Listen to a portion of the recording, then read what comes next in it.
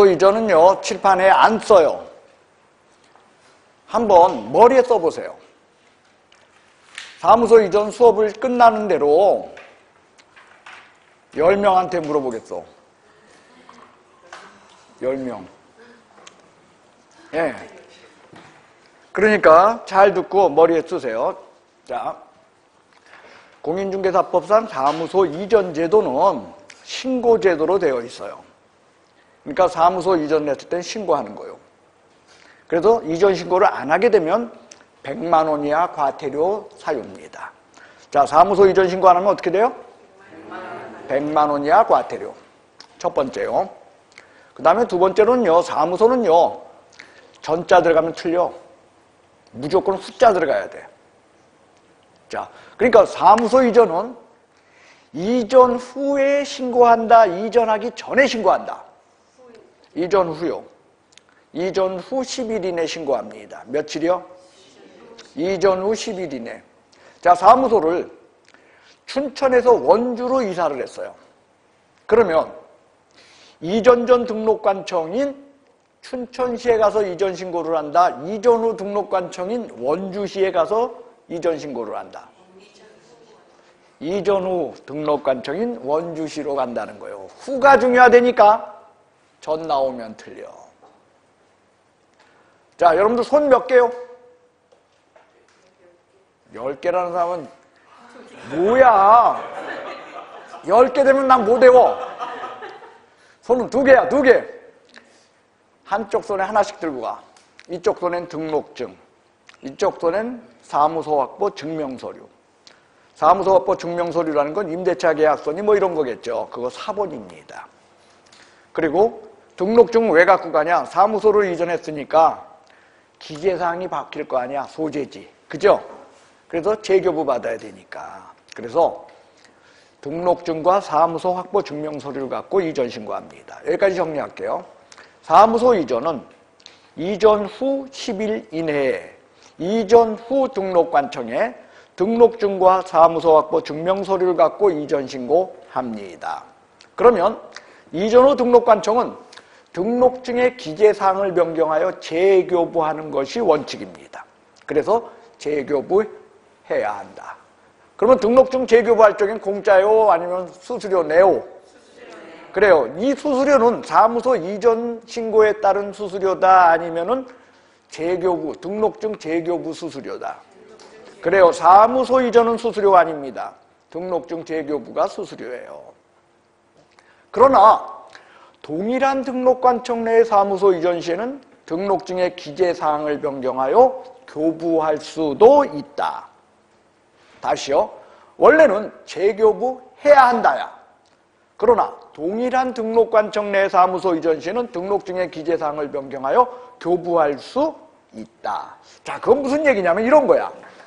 여러분들 여기가 아파트요. 4,000세대. 엄청난 단지야. 여기 정문인데 여기 단지 내 상가가 있어. 예, 여기가 101호야. 여기 104호야. 근데 요 101호에 있던 중개사무소가 이 104호가 비게 됐어요. 그래서 요로 이사를 했어. 사무소 이전 신고 안 해도 될까요? 해야 될까요? 해야 돼요. 1층에서 2층으로 가든 옆에서 같은 저기 하여간에 무조건 해야 돼. 이 경우는요, 여러분들 봐봐. 등록증이 이렇게 있으면은 등록증에 있어서 뭐 등록증이 있으면 여기 이렇게 칸이 쳐져 있다 그랬죠? 할 때 여기에 이제 소재지가 적히는데 소재지에 보면 여기 쭉 적다가 맨 끝에 101호였죠. 근데 101호에서 몇 도로 바뀐 거야? 그럼 원래는 재교부해야 하는 거지만 이거 굳이 재교부해야 돼? 아니면 여기에다가 이렇게 하면 뭐가 돼? 이렇게 해가지고 이거 도로 줘도 돼.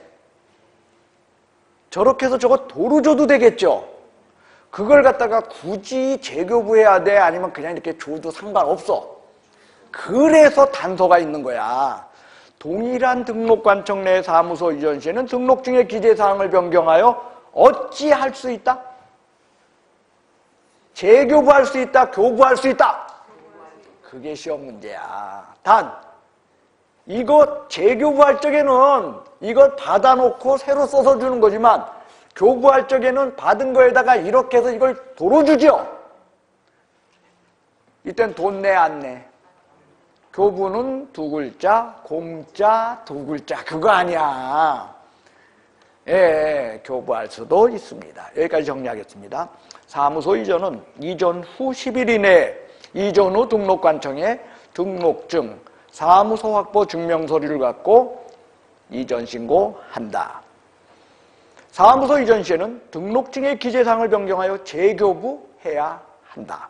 다만 동일한 등록관청 내에서의 사무소 이전 시에는 등록증의 기재사항을 변경하여 교부할 수도 있다. 됐어요? 여기까지 정리돼요? 그 다음 동일한 등록관청 내의 사무소 이전 시에는 서류 송부 문제가 안 생겨요. 근데 문제는 등록관청을 달리하여 사무소 이전했을 때 뭐냐면 어디에서? 춘천에서 원주로 이사를 했을 때 그러면 사무소 이전 신고 어디다 했어? 원주시청에다 하는데 문제는 뭐냐면 원주시청은 이 개업공인중개사에 대해서 뭐 알아? 아니면 아무것도 자료가 없어. 자료가 없어요. 그러니까 그냥 모르는 채로 있어야 된다. 자료 달라고 해야 된다. 자료를 달라고 해야 되는데 자료 누가 갖고 있어? 춘천에서 갖고 있어. 그래서 등록관청을 달리하여 사무소 이전 시에는 이전 전 등록관청에 이전 후 등록관청은 서류 송부를 요청합니다. 그러면 이전 전 등록관청은 지체 없이 며칠 이내? 예, 지체 없이 무엇을? 신대행을 송부합니다.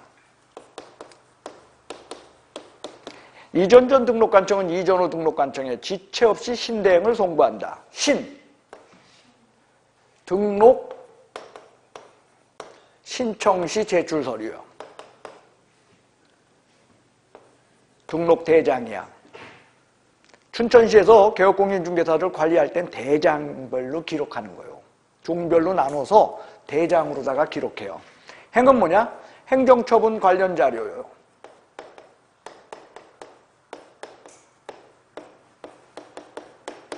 몇 년치? 예, 이 사람이 여기서 지금 등록 취소 뭐 이런 것들, 업무 정지 뭐 이런 문제들이 관련되어 있어. 그럼 1년치 자료를 보내준다는 거예요. 그 얘기는 지금 진행되고 있는 행정처분 문제가 있다면 이전 전 등록관청이 처리한다, 이전 후 등록관청이 처리한다. 후가 답이라니까. 이전 후 등록관청이 처리합니다. 자, 여기까지 정리해 봅시다. 사무소 이전은 이전 후 10일 이내에 이전 후 등록관청에 등록증, 사무소 확보 증명서류를 갖고 이전 신고합니다. 다만 동일한 등록관청 내에서의 사무소 합니다. 그리고 그러면 이전 후 등록관청은 등록증의 기재사항을 변경하여 재교부해야 합니다. 다만 동일한 등록관청 내의 사무소 이전 시에는 등록증의 기재사항을 변경하여 교부할 수 있어요. 그리고 이전 전 등록관청과 이전 후 등록관청이 달랐을 경우에는 이전 후 등록관청은 이전 전 등록관청에 서류 송부를 요청하고 요청을 받은 이전 전 등록관청은 지체 없이 등록 신청시 제출 서류, 등록대장, 행정처분 관련 자료 1년치를 이전 후 등록관청에 송부하고요. 지금 진행되고 있는 행정처분 문제가 있다면 누가 처리한다? 이전 후 등록관청이 처리합니다. 자, 우리 한번 전체적으로 여러분들이 전체적으로 한번 대답해 보는 거예요. 이번엔 사무소 이전 신고는 며칠 이내 하오? 10일 이내. 그래요. 이전 전 등록관청이 하오? 이전 후 등록관청이 하오? 그래요. 이전 후 등록관청. 이전 전 10일 이내 하는 거예요? 이전 후 10일 이내 하는 거예요? 그렇다는 거예요. 그러면 등록증의 기재사항을 변경하여 어찌 해야 한다? 재교부해야 한다. 그렇죠. 다만 동일한 등록관청 내 사무소 이전 시에는 등록증의 기재사항을 변경하여 어찌 할 수 있다? 그거요. 그래요. 이전 전 등록관청이 이전 후 등록관청은 서류 송부를 요청하고요. 그러면 이전 전 등록관청이 이전 후 등록관청에 무엇을 송부하고? 새롭게 이사를 했으니 큰 행운이 깃들라. 신대행을 송부해요. 뭘 송부해요? 예, 신대행을 송부합니다. 며칠 내에 송부하고? 지체 없이 송부한다. 지금 진행되고 있는 행정처분 문제가 있다면 누가 처리한다? 이전 후 등록관청이 처리합니다. 그거야. 근데 이게 다가 아니야. 분사무소도 이전할 수 있겠죠. 자, 무슨 얘기하면 이거야. 원주에 있는 A법인이 분사무소를 춘천에 뒀는데 춘천에 있었던 분사무소가 홍천으로 이전을 했어. 이전 신고 어디다 할까요? 아까 썼어. 1교시에. 분사무소 관련된 건 전부 다 뭐였어? 어디다 이전 신고해? 주된 사무소 등록관청인 원주시청에 이전 신고하는 거야. 이전 후 10일 이내에 원주시청, 즉 주된 사무소 등록관청에 이전 신고합니다. 라는 게 분사무소의 다른 점이야. 그 다음 등록증과 사무소 확보 증명서류를 갖고 하겠소? 신고필증과 사무소 확보 증명서류겠소? 신고필증과 사무소 확보 증명서류지 등록증 아닌 거야. 됐어요? 그 다음 그러면 원주시청은 신고필증의 기재사항을 변경하여 재교부해야 합니다. 다만 동일한 시군군에서의 분사무소 이전일 때는 신고필증의 기재사항을 변경하여 어찌할 수도 있다? 그거죠. 그리고 서류 송부 문제 안 생겨. 등록관청이 분사무소가 동일한 시군구에서 이사를 했던 시군구 밖으로 이사를 했던 여기에는 서류 송부 문제가 없어. 왜? 어차피 설치 신고 어디다 했어? 분사무소 설치 신고. 그러니까 서류 다 누가 갖고 있어? 주된 사무소 등록관청이 갖고 있으니까 서류 송부 문제는 없다는 거야. 그런데 춘천은 지네 동네에서 이사한 거 모르고 홍천은 지네 동네로 이사 들어온 거 몰라. 몰라야 될까요? 알아야 될까요? 그래서 주된 사무소 등록관청은 분사무소 이전 전 및 이전 후 시장군수구청장에게 지체 없이 송부하도록 되어 있습니다. 라는 게 분사무소의 특징이야. 여기에는 이전 후가 답이야. 이전 전 및 이전 후야. 여긴 둘 다 들어가야 돼. 여기에는 이전 전 및 이전. 그게 또 악착같이 시험에 나와.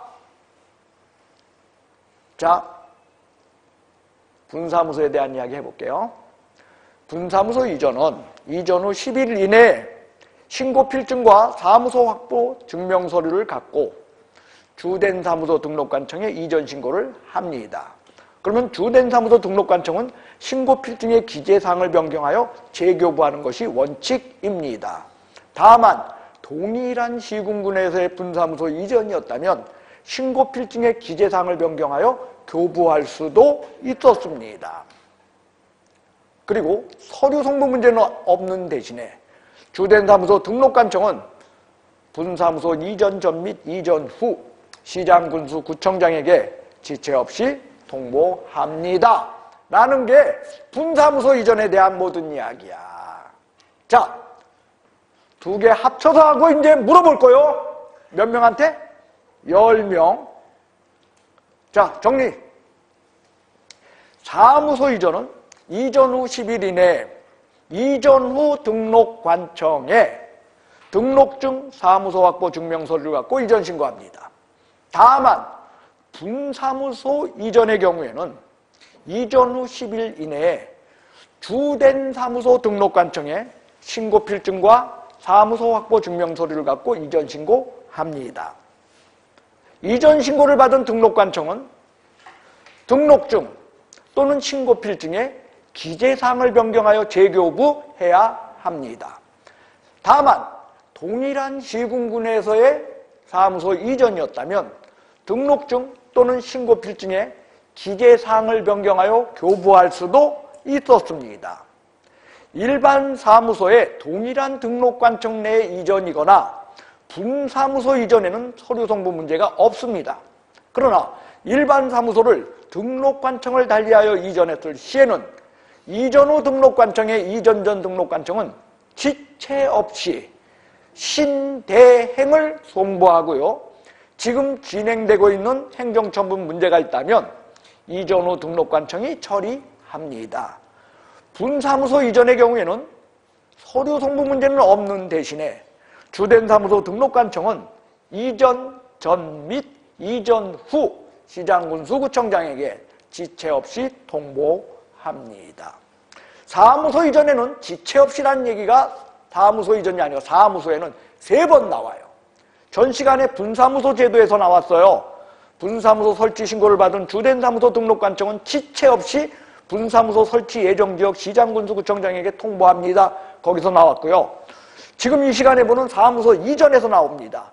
사무소 이전 신고를 받은 등록관청은 이전 전 등록관청에 서류 송부를 요청하고, 그러면 이전 후 등록관청은 이전 전 등록관청은 지체 없이 신대행을 이전 후 등록관청에 송부합니다.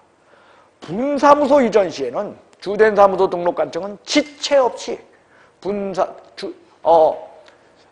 지체 없이 분사무소 이전 전 및 이전 후 시장군수구청장에게 통보합니다. 이렇게 3번 나와. 지체 없이가. 여기만.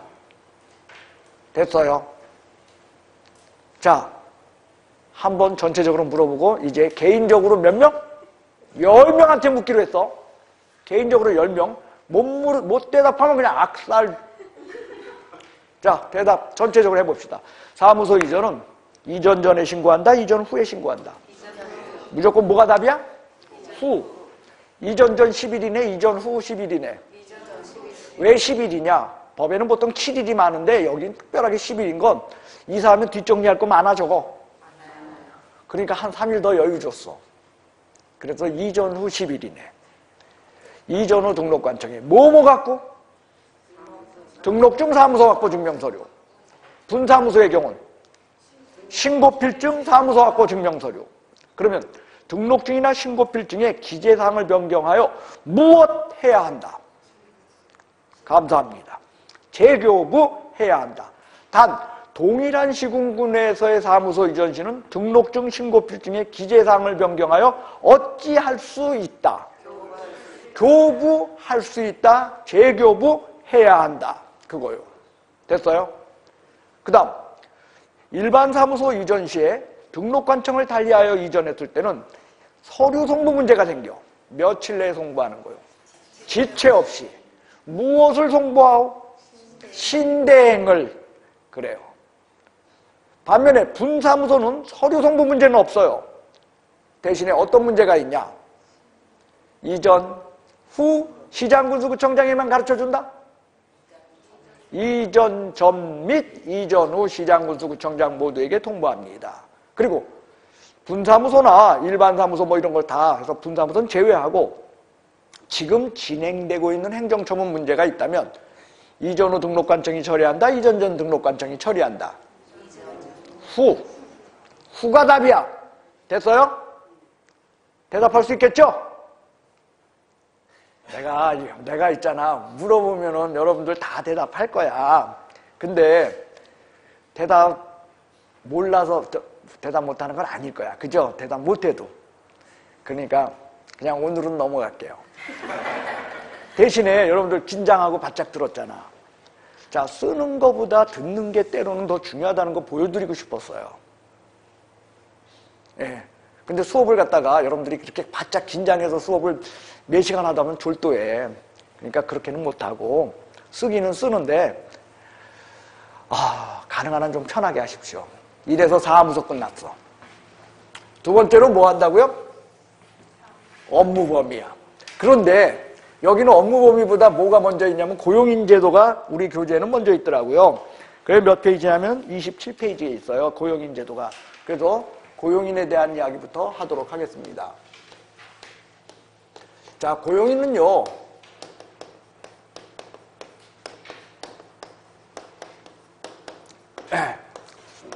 소속공인중개사와 중개보조원인데 저 소속공인중개사와 중개보조원의 업무의 차이점, 어떤 차이가 있는가는요, 여러분들 이쪽 칠판 이쪽 끝에서 저쪽 끝까지 써야 돼. 근데 그거는 지금 쓸 필요는 없어요. 왜? 여러분들이 한 번도 돌아보지 않고서 괜히 저런 거나 먼저 했다가 암기사항만 드러나. 난 그건 싫어요. 저절로 알게 될 거를 억지로 외울 필요는 없잖아.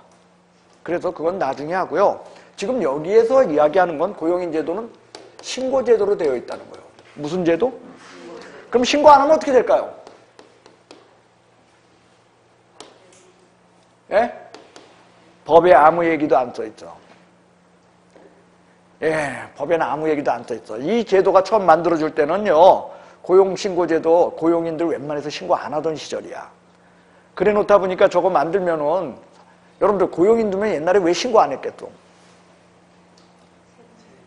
세금보다는 보험, 4대 보험 때문이야.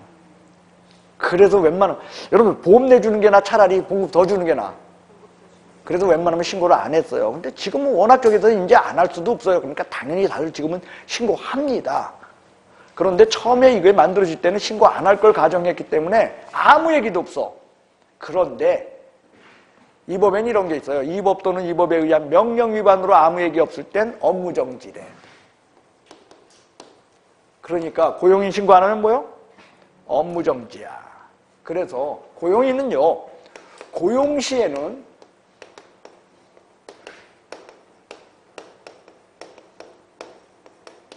업무 개시 전까지, 그리고 고용관계 종료 시에는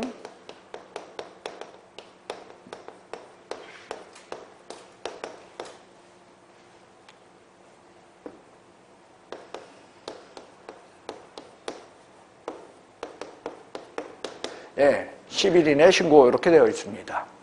여러분들 10일 오늘 2번 나와. 중개사법에 10일 많지 않아. 몇 번 안 돼. 근데 오늘 2번 나와. 한 번 어디서 나왔어? 거 봐, 벌써 나오잖아, 여러분들. 거 봐. 쓴 거보다 훨씬 낫다니까, 머릿속에 쓰는 게. 그래요. 시험에 이렇게 나옵니다, 이게. OX로 대답해 보세요. 개업공인중개사가 소속공인중개사나 중개보조원을 고용하거나 고용관계가 종료 시에는 10일 이내에 신고하여야 한다. OX. 그래요. 고용 시에는 10일 이내가 아니야. 언제까지? 업무를 개시하기 전까지라고 되어 있어요. 그런데요, 요 법은요, 여러분들, 요 법은 아주 독특하게 이렇게 써놨어요. 업무 개시 전까지 신고하는데 이렇게 됐어요. 교육 후. 뭐라고요? 교육 마치고서 업무 개시 전까지라고 돼 있어. 그 얘기는 소속공인중개사는요, 실무교육을 받는 거야. 무슨 교육? 중개보조원은 연수교육을 받은 거야. 근데 소속공인중개사나 연수교육이 아니라 직무교육입니다. 소속공인중개사나 중개보조원이 실무교육과 직무교육을 안 받았으면 개업공인중개사는 뭐라는 거예요? 업무정지란 뜻이 돼버려. 왜? 교육 후 업무 개시 전까지라 그랬으니까, 이거 교육 안 받으면 그것도 여기 이런 게 같이 적혀 있으니까, 이게 업무정지 사유구나. 그 뜻이야. 다시요. 소속공인중개사는 실무교육을 받아야 되고 중개보조원은 직무교육을 받아야 되는데 실무교육과 직무교육을 안 받게 됐을 때는 개업공인중개사는 어떻게 된다? 업무정지 사유야. 그러니까 교육 후 업무 개시 전 이렇게 되어 있다. 이게 여러분들 고용인제도의 신고제도에 대한 내용이 되겠습니다. 여기는 업무 개시 전인데 10일 이내라고 나오는 거 조심하자.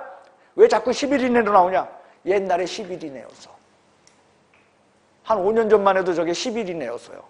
그래서 시험에 자꾸 관성에 의해서 그거 10일 이내라고 나와. 업무 개시 전. 얘만 10일 이내야. 고용관계가 종료됐을 시에는 고용관계 종료 후 10일 이내에 신고하여야 합니다. 그 다음, 고용인 제도가 지니고 있는 궁극적인 의미는 이 조항에 있어요.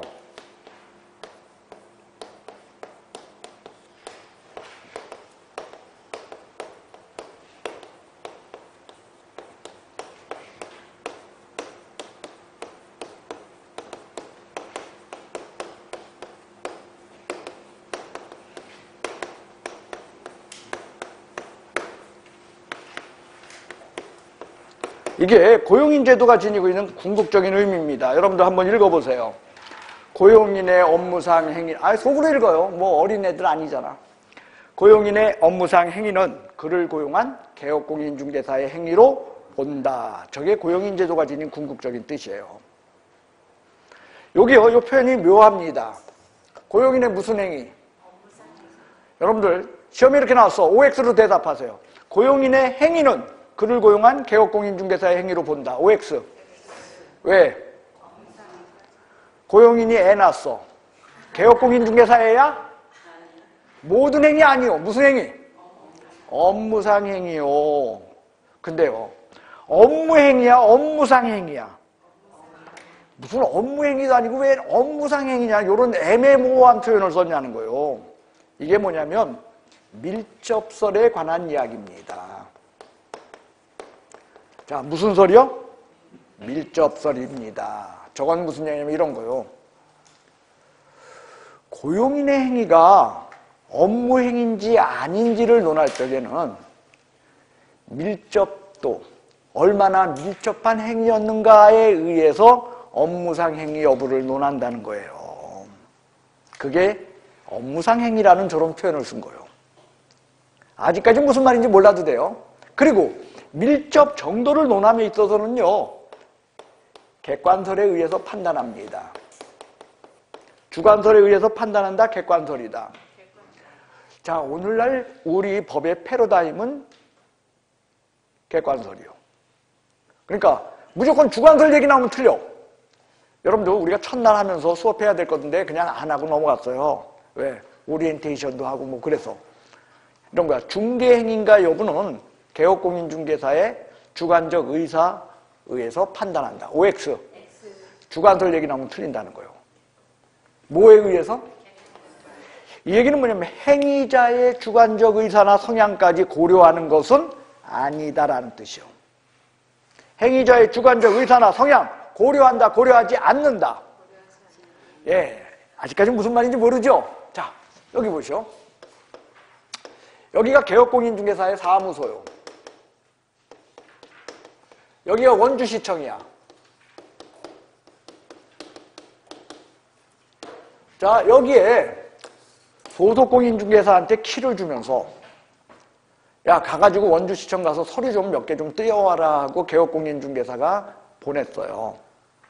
그런데 소속이 가다가 여기 있죠, 호떡장사에 포장마차가 있었어. 이걸 운전과실로 이걸 들이받아서 300만 원의 재산상 손해를 입혔어요. 자, 일단요, 저 호떡장사는 누가 들이받은 거야? 소속. 그러니까 소속한테 야, 너 300만 원 물어내 할 수? 당연히 있습니다. 문제는 소속을 넘어서서 개업공인중개사에게까지 300만 원 달라고 할 수 있을까요? 없을까요? 라는 문제예요. 그게 밀접설 얘기예요. 여러분들 자동차를 몬다는 것이 업무요, 아니요? 무슨 업무야? 중개업무하고 상관없지? 그죠? 근데 왜 몰았어? 업무 하려고. 그죠? 언제 몰았어? 업무 시간에. 그래요. 비록 그 자체가 업무는 아니라 할지라도 업무와 밀접한 연관관계를 갖고 있으면 업무상 행위로 본다라는 뜻이야. 그럼 업무상 행위야, 아니야? 업무상 행위야. 그러니까 호떡장사는 소속한테만 300만 원 달라고 할 수 있다. 개업한테도 니도 300만 원 내놔 라고 요구할 수 있다. 개업한테 요구해도 상관없다는 거예요. 됐어요? 근데 이게 여러분들 이런 문제가 있어. 여기 보세요. 여기 큰 도로가 있어. 일로 가면 되는 거야, 일로 가면. 근데 굳이 좁은 도로로 갔어. 왜? 여기 커피숍이 있는데 나온 김에, 소속이 나온 김에 여자친구 만나서 저기 가서 커피 한잔 하려고 저기로 가던 거야, 굳이 저 좁은 길로. 그러다 사고 낸 거야. 자, 저럴 때는 업무상 행위요, 아니요? 그러면 틀린다는 거야. 행위자의 주관적 의사나 주관적 성향까지 고려한다, 고려하지 않는다. 그런 거 안 본다는 거야. 그게 뭐야? 객관설이야. 업무 시간에 업무 행위의 일환으로서 이루어졌다면 행위자의 주관적 의사까지 보는 것은 아니야. 그래서 300만 원 개업공인중개사한테 달라 그러면 개업공인중개사도 책임 본다, 진다는 거야. 왜? 주관적인 거 봐, 안 봐?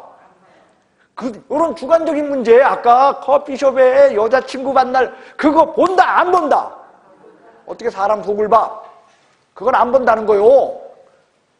시험 문제 이렇게 나와. 예, 업무상 행위 여부는 밀접한 연관관계가 갖고 있는 행위까지 본다. OX예요. 본다. 맞아. 그 다음 업무상 행위에서 밀접 정도를 논함이 있어서는 행위자의 주관적 의사나 주관적 성향까지 고려한다. OX. X. 그거 안 본다는 거야. 그게 객관설이요. 됐어요? 그 다음 개업공인중개사의 행위로 뭐야? 본다. 법에서 본다면 끝난 거야. 추정 아니야. 간주 의제 규정이요. 그건 뭐 민법 얘기니까 여러분들 당연히 알죠? 추정은 반례로 깨지는 거예요. 추정 아니야. 간주구 의제 규정입니다. 자, 그때 본다라는 말이 지닌 의미가 뭐냐는 거예요. 첫째로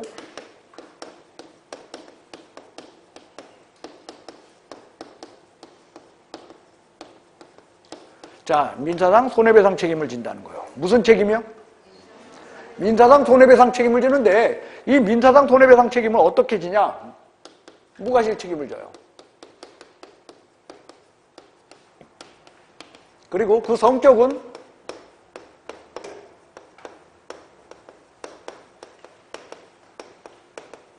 부진적 연대 채무관계에 놓입니다. 무슨 관계에 놓여요? 무과실 책임을 진다는 건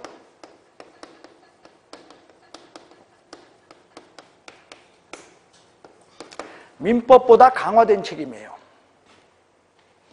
자, 민법에서는요, 여러분들, 고용인이라는 용어를 안 쓰고 사용인이라는 용어가 있어요. 그래서 사용인의 잘못에 대해서 사용자 책임이 있어요. 그래서 민법은 사용인의 잘못에 대한 사용자 책임, 고용주 책임을 무슨 책임으로 민법을 놓고 있냐면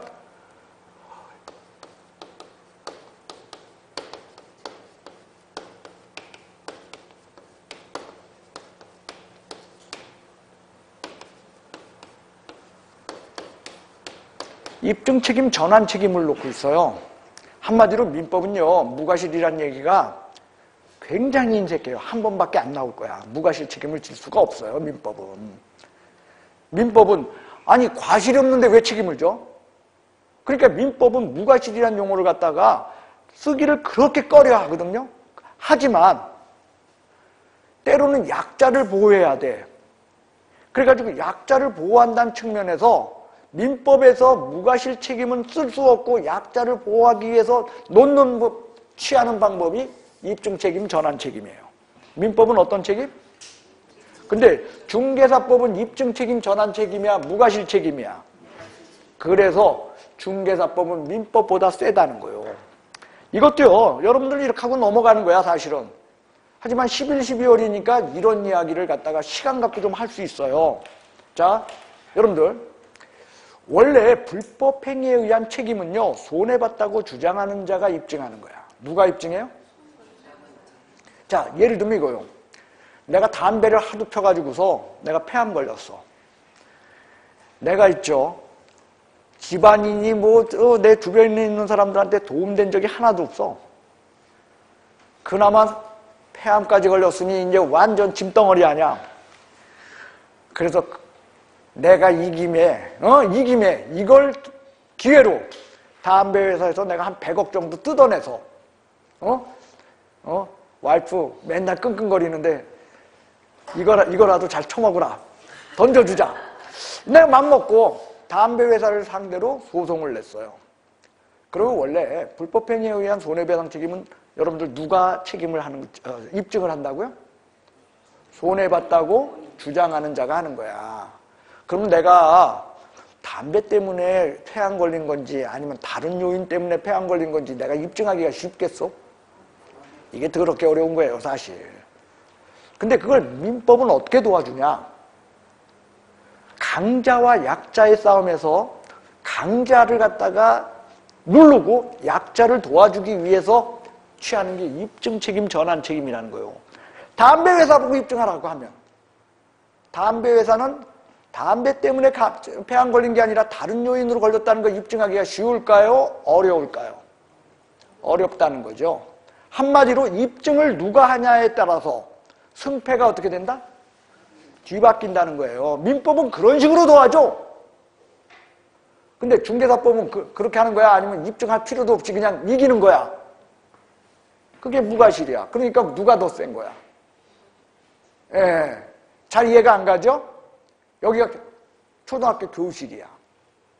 A라는 놈하고 B라는 놈이 서로 둘을 치고받아가지고 A한테 B가 얻어맞았어. 때린 A가 선생님한테 이른다, 맞은 B가 이른다. 맞은 B가 그런다는 거예요. 선생님, 제가 때렸어요. 나 여기 다쳤어요? 누가 입증한다는 거예요? 맞은 애가 나 여기 다쳤어요. 제가 그런 거예요. 입증을 돈에 받다고 주장하는 자가 해요. 그런데 입안에 A라는 애가 있어요. 걔는 뭐냐? 하루에 한 번씩은 애들 한 번 울리는 애야. 세상 없어도. 찔통 중에 찔통이야. 뭐 집에 애 생각나요? 아, 찔통 중에 찔통이요? 자, 그날도 A한테 B가 어떻게 잘못됐어. 그럼 B는 선생님 잘 보이는 데서 울기만 해요. 그럼 선생님이 어떻게? 알아서 A, 너 나와! 하고 A를 부른다는 거야. 그러면은 A가 입증한다는 거예요. 선생님, 이건 내가 때린 게 아니라 쟤랑 나랑 이렇게 같이 서로 오다가 막 달려오다 부딪혔는데 나는 멀쩡한데 쟤만 다쳐도. 그럼 선생님이 그 얘기 듣고 그래? 그럼 넌 들어가. 할 수 있는 건 민법에 뭐야? 입증 책임, 전환 책임이야. 강자한테 입증을 돌려놓은 거야. 근데 중개사법은 어떤 거냐?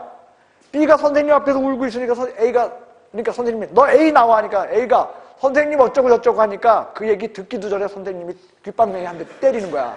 너 얘기 듣겠다 안 듣겠다? 들을 필요? 그건 무슨 얘기야? 무슨 책임이야? 그건 무과실 책임이야. 어떤 게 더 강화됐어? 민법보다 강화된 책임입니다. 그래서 뭔 얘기 못해. 개혁공인중개사는 뭔 얘기 못하고 손해배상 해야 돼. 근데 그 하는 게 연대채무 형태라는 거요. 이거는요, 민법 보증채무보다 세다는 거요.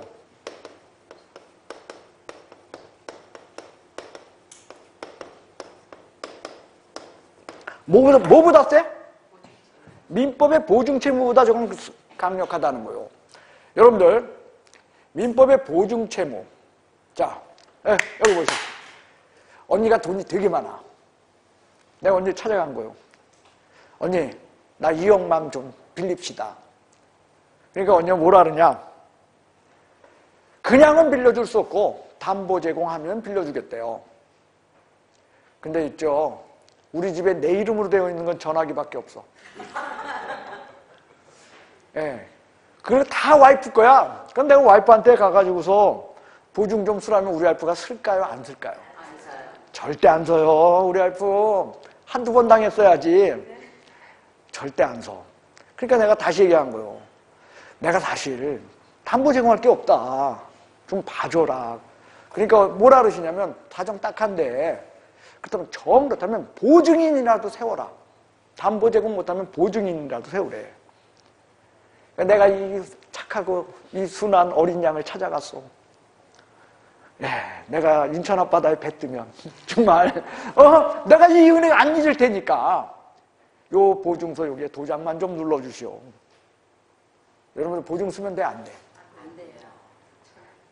근데 이 마음 착한 이 언니가 글쎄 거기다 도장을 꾹 찍어줬네. 예. 자, 변제기일이 도래했어. 내가 갚는다, 이제 안 갚는다? 좀 숨이라도 좀 쉬고 얘기하시오. 내가 암만 그렇게 신용이 없기로 쏘니 어떻게 숨도 안 쉬고 나와. 그래요. 제가 안 갚네. 그러면 사모님은 나를 제쳐놓고, 주채무자인 나를 제쳐놓고 직접 보증인한테 네가 갚아 할 수 있을까요? 없을까요? 있어요. 가능은 해요. 근데 보증인은 무기가 있어. 강력한 두 개의 무기를 갖고 있어요. 하나는 뭐냐? 최고의 항변권이라는 무기고요. 하나는 검색의 항변권이라는 무기예요. 하면은 보증인 그거 할 수 있어요. 내가 돈 빌려준 게 아니지 않냐? 쟤가 빌려준 거 아니냐? 그러니까 쟤한테 먼저 달라고 하고 나한테 달라고 해라 라는 그런 최고의 항변권을 가지고요. 그러니까 내용 증명 보내줘야 돼. 그래가지고 자, 나 얘한테 돈 달라고 했는데 얘가 안 갚더라 하고 그걸 제시해야 말이 되는 거야.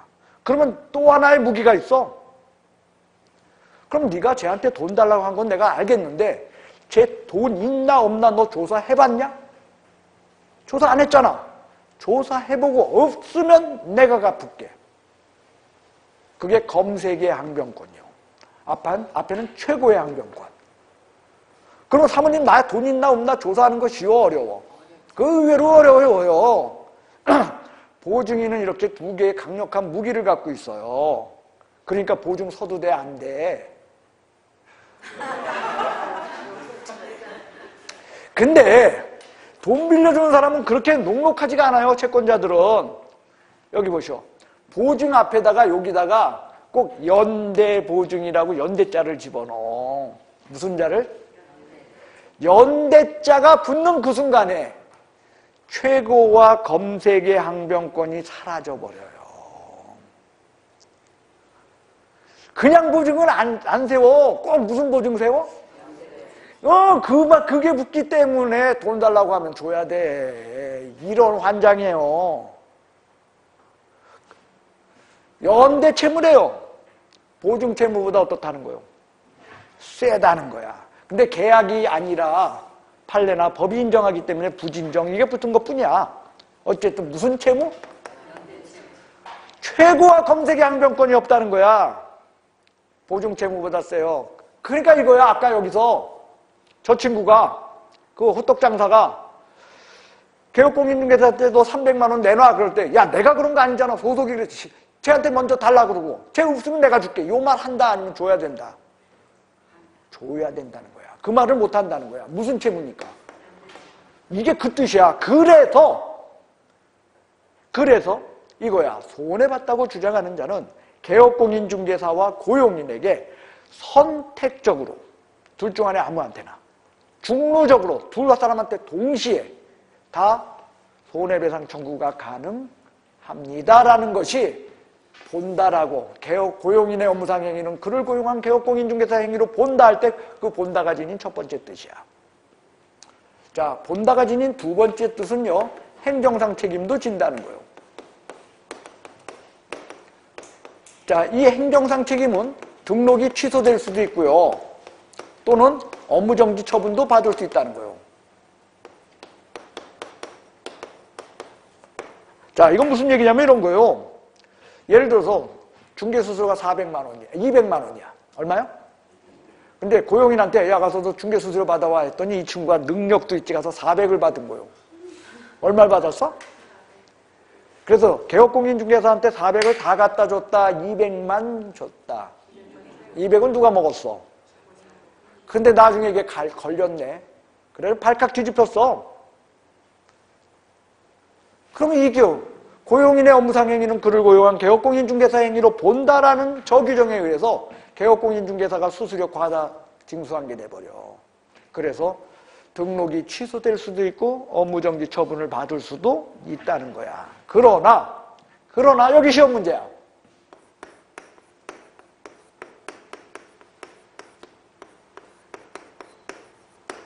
절대로 내 잘못도 아닌 남의 잘못으로 자격 취소되는 일은 없어. 여러분들 등록 취소가 끔찍한 거야? 자격 취소가 끔찍한 거야? 자격 취소되는 일은 없어. 등록 취소 또는 업무정지 받을 수 있을 뿐입니다. 그게 고용인의 업무상 행위는 개업공인중개사의 행위로 본다라는 말이 지닌 뜻이고요.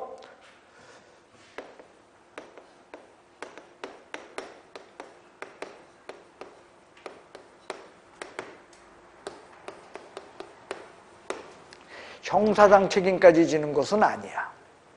무슨 책임이야? 형사상 책임진다, 안 진다? 한마디로 깜빵 가거나 징역 받는 거 아니라는 거야. 왜? 여러분들 이 형사상 책임은요, 자기 책임의 원칙이 지배하는 것이야. 예를 들면 이거야. 애가 잘못했을 때 엄마가 대신 갚아줄 수 있어, 없어? 있죠. 그건 이쪽이야. 민사상 책임이야. 근데 애가 잘못했을 때 엄마가 대신 깜빵 갈 수 있어, 없어? 그건 안 된다는 거야. 형사상 책임은 자기 책임의 원칙이 지배해요. 그렇기 때문에 고용인의 업무상 행위는 그를 고용한 개업공인중개사 행위로 본다라는 저 규정에 의해서 아까 같은 경우 수수료 과다 징수하게 되면 1학년 일반이야. 1년 이하의 징역 1,000만 원 이하 벌금형이야. 그러니까 형사상 책임져가지고 징역살이나 벌금 낸다? 아니라는 거요. 본다라는 이 규정에 의해서 형사상 책임까지 지는 것은 아니야. 다만 중개사법에 양벌 규정이라는 게 있어서 요 규정 말고 양벌 규정이라고 50조에 따로 있어요.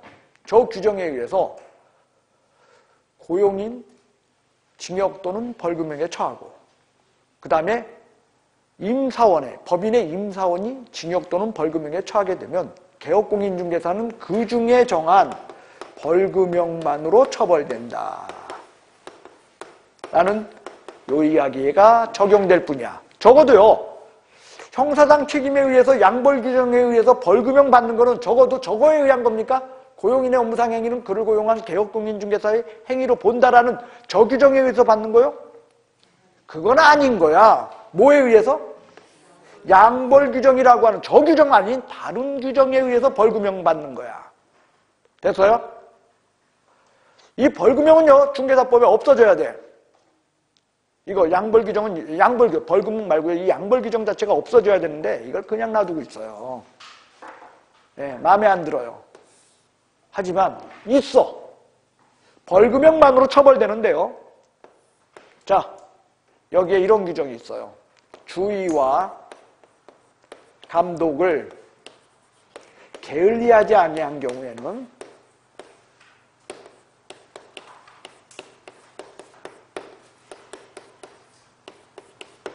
그러하지 아니하다.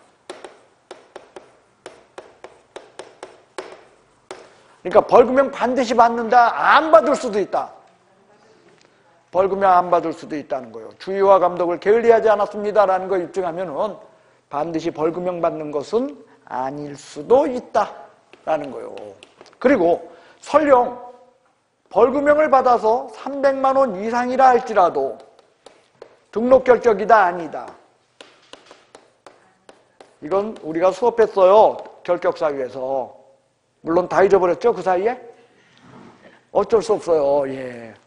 그래서 300만 원 이상이라 할지라도 공인중개사법 위반 벌금형 선고는 300만 원 이상 벌금형 선고는 등록 결격이었죠. 근데 양벌 규정에 의한 벌금형 선고 시에는 등록 결격 아니었습니다. 라고 수업했던 것으로 여기가 뭐다? 고용인 제도회가 지니고 있는 의미요. 자, 여러분들은 저랑 같이 법을 공부하는 겁니다. 고용인 제도를 통해서 이렇게 한 줄밖에 안 적혀 있는 이야기지만 그 이야기가 이런 의미가 있다라는 것을 여러분들이 익혀주셨으면 합니다. 그래서 거기 적혀 있는 고용인 이야기 있죠? 그에 이런 거 한 거요. 됐어요? 예. 자, 그 다음 이거 해야 돼. 업무 범위하고 인장 등록. 오늘 여기까지만 하려고 했는데 지금 같아서는 안 돼. 여러분들 쉬는 시간 5분으로 제한하겠어요. 5분 지나면 무조건 수업할 거요. 예. 보겠어요. 그냥 들어와든 안 들어오든 할 거요. 예. 자, 쉬겠습니다.